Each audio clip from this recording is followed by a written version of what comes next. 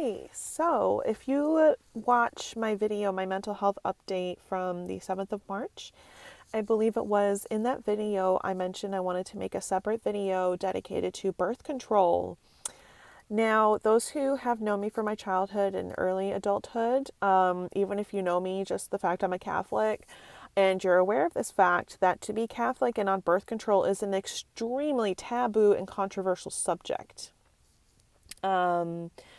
Because in the Roman Catholic Church, there is the teachings of being open with your fertility to procreate, and so this is the bottom line. Like, we are to not physically manipulate our bodies and our fertility to be infertile. Basically design the body to do what it's not supposed to do. Now, this is a little information session before I go into my birth control story. So, and this is very important for other Roman Catholics, especially just because I'm speaking for Roman Catholics as one who was born and raised and still considers herself Roman Catholic. I'm also inviting other communities who are also anti-birth control, whether it be religious or not. So, the Roman Catholic Church teaches that there are exceptions for hormonal birth control. Hormonal birth control is not manipulating the body physically for fertility like an IUD would. So, an IUD is absolutely unacceptable morally. However, hormonal birth controls are fine with exceptions. So, and I mean, if you want to, so take the words birth control off of these pills. These are hormone pills. And the reason that these are accepted in Catholicism is the fact that our bodies sometimes have hormonal imbalances. And these pills are simply hormones to help balance out your hormone deficiencies as a woman. So, and that's what we try to figure out with trial and error, with trying different birth control pills, is we're trying to figure out how much estrogen, how much progesterone do you need as a woman. And so that is helping a natural part of our bodies, the hormones. Now, if you place birth control as the label for this medicine, you will be automatically turned off by it. That is the kind of culture I grew up in, I know. And, you know, I believe that I heard the words birth control and immediately turn off. Like, that's just kind of like sit in your ear kind of thing. So, I've come through the formation of priests, of doctors, of my own experiences, that I wish that we could normalize hormone replacements within the Catholic Church, even if it's through a pill. Because for me, like, it's absolutely necessary. And then also, I do want to say, and this is also very important for Roman Catholics specifically, that for cases like mine, and this is something I do struggle with, and it is literally a spiritual sacrifice, that I am trying to not conceive children and accept the fact that my 4 might be my only 4. So, fortunately, I've never had a miscarriage. So my 4 here on earth are the only 4 children I have.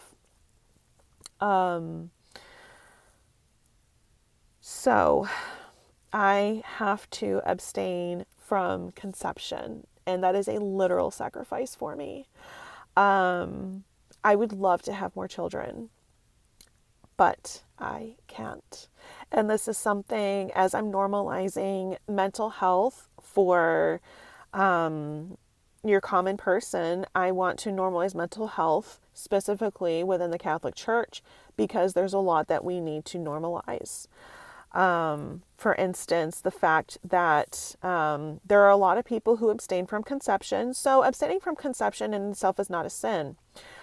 However, the Catholic Church describes under grave circumstances, which are actually at large open to interpretation, is my understanding. So most commonly, we're familiar with that financially. A lot of people simply can't afford. If that would put your family into financial ruin to have another child, it is not advised, even in the Roman Catholic Church, to not have a child. If your marriage is in crisis, I mean, that's just kind of obvious. You don't want to bring another baby whenever you and your partner are just not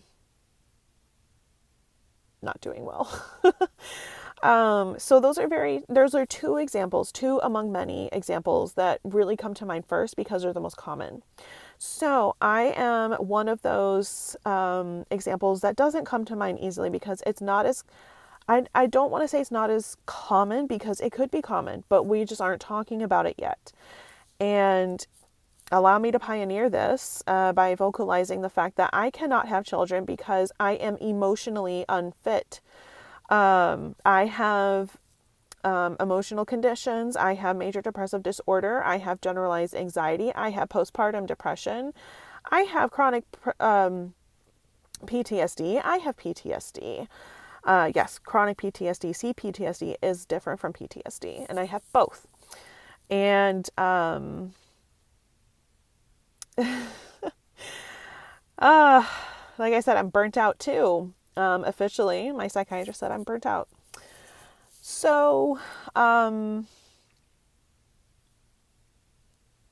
am not in an emotional state to bring another child into our lives. And that kills me inside. I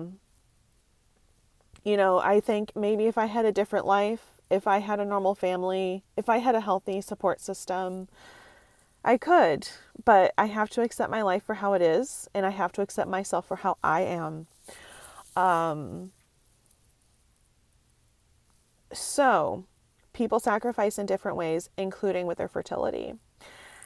And it's easier for people to open up about their infertility and how they struggle that way with mental health. And so, like, physically, they can't conceive.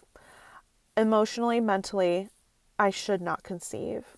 And that is a very real thing. My postpartum depression has had me hospitalized in the past. Granted, a lot of that was narcissistic abuse that I was experiencing at the time. But the fact is, after each baby, I was diagnosed, even before my admission to our local mental hospital, I was diagnosed with severe postpartum depression after each baby. And I'm 9 months postpartum, and I'm still having postpartum issues after my fourth, and I don't foresee an end to it anytime soon. So I really wanted to dedicate this birth control video specifically to other Roman Catholics because this is such a controversial issue in our church. And me having been a pro-life activist in my younger years, I mean, not that I'm old, but pre-children, I guess I can say, before children, BC. And now I'm living out my beliefs. And so my birth control story, I started after having my third baby. That was really necessary. That was when I was admitted. Admitted is a way to say that you've been to your local mental hospital. I was admitted and like living in the midst of abuse within my home, and like it was just a very rough time. That is also a circumstantial exception for birth control to abstain from pregnancy specifically when I mean birth control. When I say birth control, then. So I tried 2 different pills after having my third baby, and both were awful. The first 2 weeks were fine after each one, but then after the first 2 weeks of taking each pill, constantly bleeding throughout. Like, I was bleeding all the time, all 4 weeks, cramping majorly all 4 weeks. And I was like, screw this, screw birth control pills. And I just stopped taking them. And I was like, I'm going to practice the natural family planning method that it's so natural family planning is what's known more commonly as the Catholic birth control. It doesn't use hormones, it doesn't use IUDs, it's just reading your body and reading your natural signs of fertility and infertility. So my husband and I, we're both Catholic and we were married in the Catholic Church. And yes, my husband was raised Muslim and converted to Catholicism, for those who are wondering, or may wonder, or it's a fun fact. So we both learned natural family planning as part of our marital preparation. We learned the Creighton model. There are different kinds of models, and we went with the Creighton model, which reads mucus. So again, this is the time I'm getting real here, and I'm going to talk about bodily functions because this is how God designed us, and there's nothing wrong with that. And if you're uncomfortable with that and you think it's gross, it's okay to think it's gross, but this is how God's designed us. So I'm going to talk about it. Just stick with me here. So I learned how to read the mucus that comes out. And basically as short as possible that I can explain for this video, whenever your mucus is egg yolky, yes, women, you know what I'm talking about.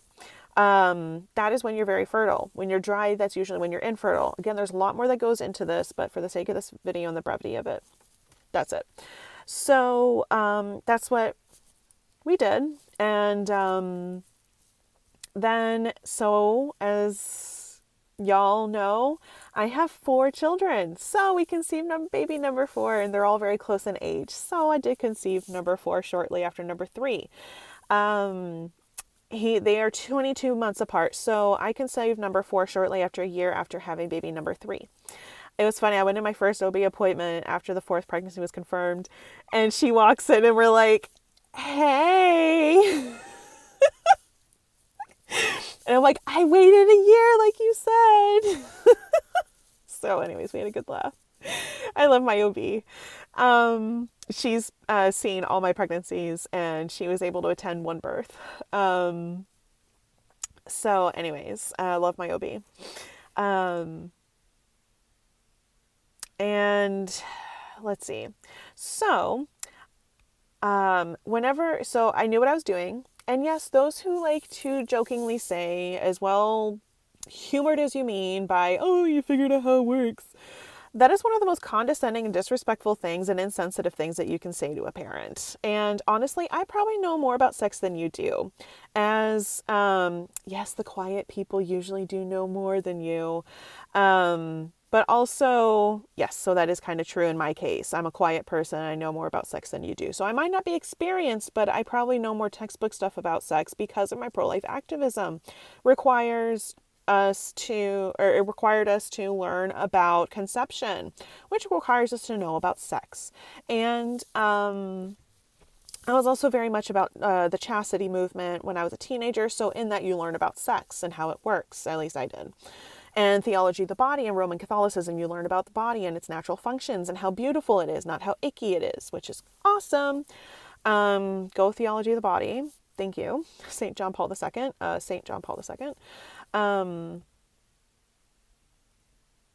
And then through natural family planning, you have to really learn how to read your bodies, which is something I believe everybody needs to know, Catholic or no, religious or not.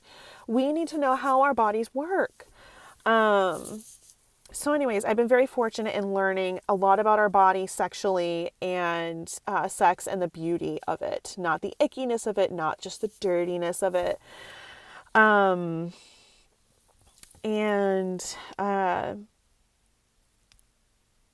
So our 4th baby, I started birth control again after having our 4th baby. And I actually started with an IUD. I know I really struggle with that morally, but I was just at a point like we cannot conceive another child. And I came off that because it didn't work for me anyways. Like I was still really cramping and really bleeding with it. And any other IUD on the market currently would have actually made it worse. So my body's just incompatible with IUDs, like praise God. And I just didn't like the idea of having that in me. So no. I was just very uncomfortable with it. So then I tried a progesterone pill, and I was still cramping throughout the whole month and heavy bleeding. So I'm on a progesterone heavy pill with a little bit of estrogen. I think it's good, less cramping, so much less bleeding. So I hope that this has offered some insight to birth control. Maybe it's helping you guys. Go ahead and comment, message me what you think.